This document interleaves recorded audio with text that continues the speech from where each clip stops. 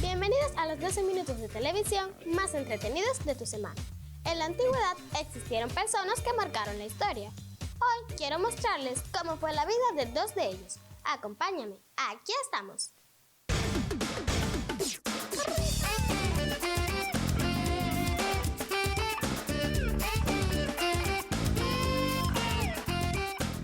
Cleopatra fue una reina egipcia que, a pesar de que suele ser reconocida por su belleza, fue una mujer muy inteligente, una excelente diplomática y se interesó por la medicina, llegando incluso a escribir tratados médicos. ¿Has oído hablar de los faraones y de sus pirámides? Cuando se construyeron, Egipto era uno de los pueblos más poderosos del mundo. Sin embargo, cuando yo nací, mi país estaba en crisis. Por eso, cuando me nombraron reina, me esforcé cuanto pude para ayudar a mi pueblo. Me llamo Cleopatra, y durante mi reinado logré devolver a Egipto parte del esplendor perdido. Esta es mi historia. Nací en el año 69 a.C. en Alejandría. Mis padres eran el faraón Ptolomeo XII y su esposa Cleopatra. Ser la hija de los reyes tenía muchas ventajas. Estaba rodeada de gente sabia que me enseñaba muchas cosas. Y podía corretear por el palacio y sus templos.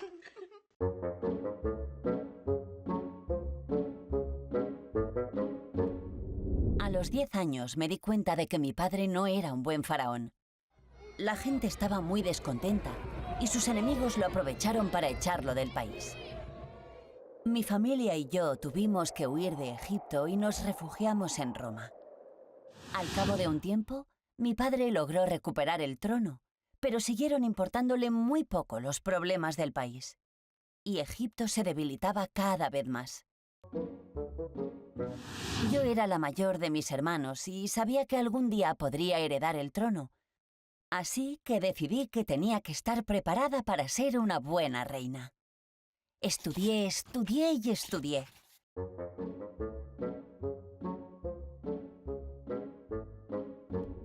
Cuando yo tenía 18 años, mi padre murió y me convertí en reina. Me obligaron a casarme con mi hermano Ptolomeo XIII, que en ese momento tenía 10 años. Era injusto y absurdo. Yo no quiero casarme contigo. Yo tampoco quiero casarme contigo. Y además se consideraba que el rey siempre tenía más poder que la reina. Me casé porque no tuve más remedio, pero me puse al mando de Egipto dejando a mi hermano de lado. Apenas un año después de mi coronación hubo una sequía terrible. La gente comenzó a pasar hambre. Los seguidores de mi hermano aprovecharon la ocasión para rebelarse contra mí y tuve que salir huyendo del país. Un día me enteré de que uno de los generales más importantes de Roma, Julio César, estaba de visita en Alejandría. Él podría ayudarme. Tan solo tenía que demostrarle que yo era más inteligente que mi hermano. Y me colé en el Palacio Real, escondida dentro de una alfombra enrollada. Le convencí de que yo era la mejor opción para Egipto y, por tanto, también para Roma. Gracias a la ayuda de las tropas de Julio César, conseguí derrotar a mi hermano y me hice de nuevo con el poder. Sin embargo, los efectos de la sequía seguían notándose. La gente pasaba hambre y yo decidí reunirme con los principales sabios del país para ver qué se podía hacer al respecto. ¿Y si repartimos los cereales de nuestros graneros reales? Pero, mi reina, eso no se ha hecho nunca. ¿Siempre hay una primera vez? Di la orden de que se repartieran las reservas reales de cereal entre el pueblo. Y la gente se puso muy feliz, claro. El país comenzó a recuperarse. Con el fin de la sequía llegaron las buenas cosechas. Con las buenas cosechas hubo cereal de sobra que pudimos vender a otros reinos. Fuimos recuperando la paz y el bienestar perdido.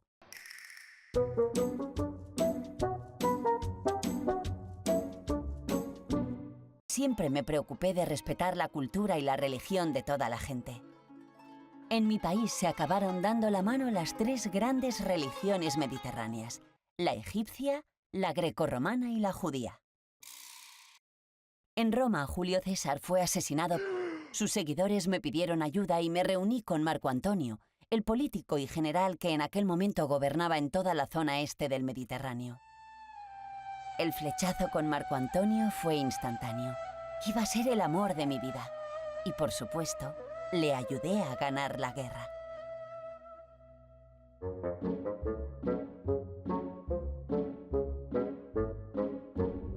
Durante los 10 años siguientes, Marco Antonio y yo gobernamos juntos mi país.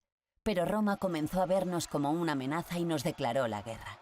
Fuimos derrotados y huimos a Alejandría. Él murió en mis brazos.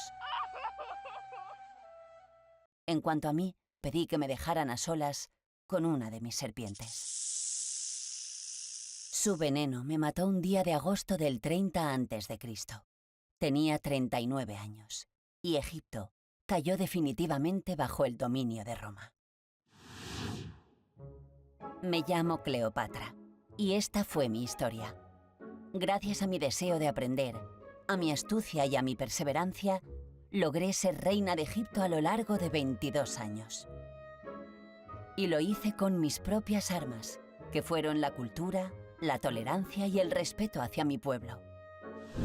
Platón fue uno de los filósofos más importantes de la cultura occidental. Su influencia ha impulsado una corriente de pensamiento llamada platonismo, que fue objeto de muchas interpretaciones a lo largo de la historia. Veamos quién fue Platón.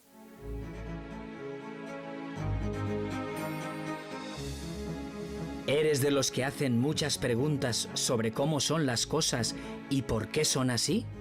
Te felicito. Ser filósofo es querer comprender con el pensamiento qué es cierto y qué es falso, qué está bien y qué está mal. Me llaman Platón y dicen que soy el padre de la filosofía. Esta es mi historia. Nací en el año 427 a.C., en Atenas, que por aquel entonces era la ciudad más esplendorosa de la antigua Grecia. Provenía de dos de las mejores familias de la ciudad. Aunque todo el mundo me conoce como Platón, mi verdadero nombre era Aristócles. Con los años, la espalda se me puso tan ancha que mis amigos empezaron a llamarme Platón, porque Platos, en griego, significa ancho. Así fue mi vida hasta que cumplí 20 años. A esa edad conocí a Sócrates, el gran sabio de Atenas, aunque él decía que en realidad no sabía nada. Debéis ser humildes y haceros muchas preguntas para llegar a la verdad.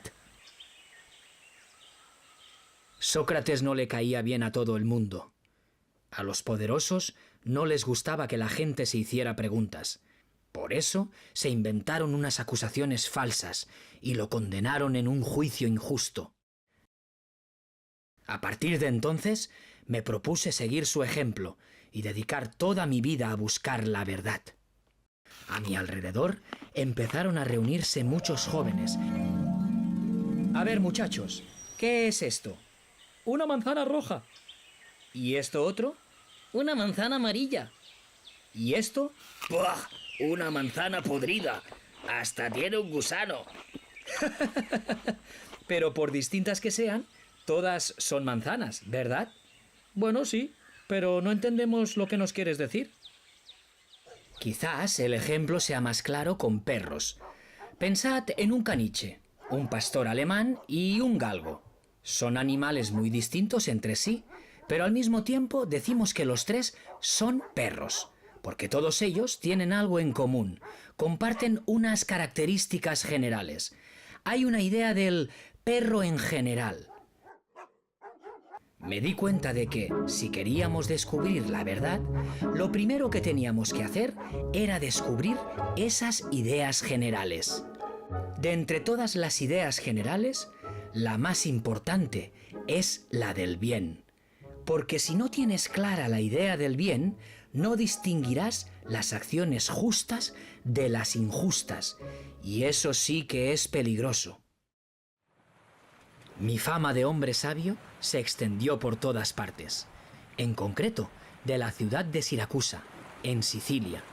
En aquel momento estaba gobernada por un tal Dionisio, que me invitó a su palacio para que lo ayudara a gobernar de forma justa. Pero a Dionisio no le gustó nada que yo le llamara la atención cuando hacía algo injusto, así que, harto de mí, mandó que me apresaran y me vendieran como esclavo. Después de mi viaje a Siracusa, se me ocurrió construir una escuela. He encontrado un terreno precioso donde hay un santuario dedicado al héroe Academo. ¿Y qué nombre le pondrás a la escuela? La llamaré Academia. Mi querida Academia tuvo muchísimo éxito. Cada año llegaban jóvenes de todos los rincones para poder aprender con el gran Platón. De la Academia salieron algunos de los mejores matemáticos del mundo antiguo. Pero si tuve un alumno brillante, ese fue el gran Aristóteles. Fue todo un honor haber sido su maestro, aunque sus ideas fueran distintas a las mías. Me llaman Platón, y esta fue mi historia.